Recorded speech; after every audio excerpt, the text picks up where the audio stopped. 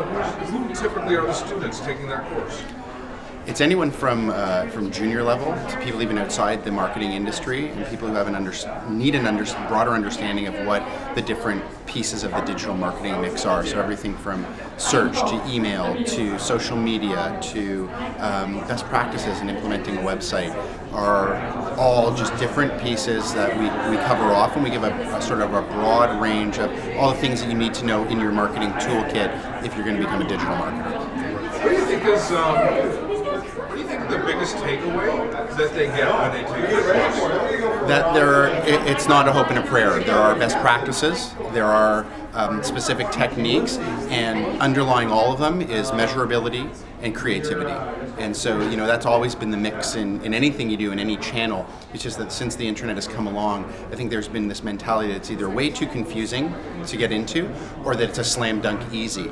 And it's obviously somewhere in the middle. And what it does is it builds a level of comprehension to know all the pieces in your marketing mix, and most importantly, not just what things to say, yes, we're going to do that, what things we're going to say strategically, no, we're not going to go there, and know why.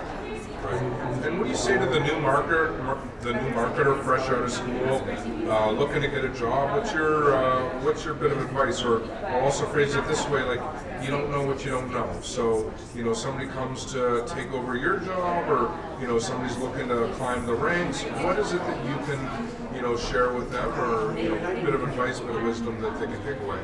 It's a meritocracy, and you get out of it what you put into it, and there's so much information out there. I would argue almost that depending on where you went to school, that what you learned in school was really great as a background. It's got nothing to do with the real life.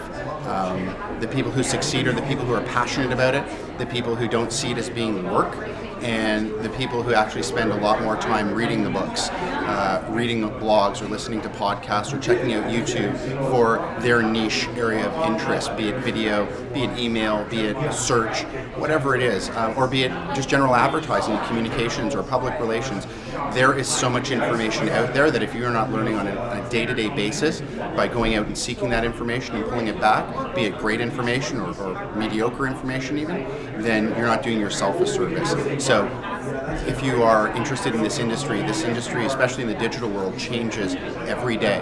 And if you're not part of understanding that change and paying attention to it, then you're already behind, and there's not a lot of time to catch up. Shout out, favorite website, something up and coming with CNIB or something with the CMA that you'd like to talk about? So, favorite website right now is not yet the CNIB.ca, and that's because we are rebuilding it, and it's going to look great. And most importantly, not just look great for people who can see, it's got to be usable and accessible for people who can't see, which is my clientele. So my claim to fame now is I build websites for blind people. And actually the interesting thing about building a website that can be read through screen reader technology is all about good SEO. So what I've learned about accessibility is fundamentally it's underpinned by great, smart marketing on a website, search engine optimization. My name is Michael Seaton. I am the Director and Head of Digital Marketing at CNIB, Canadian National Institute for the Blind. I serve on the Board of Directors for the CMA and run the Digital Council, as well as teach the digital marketing course, or e-marketing course, that you should attend.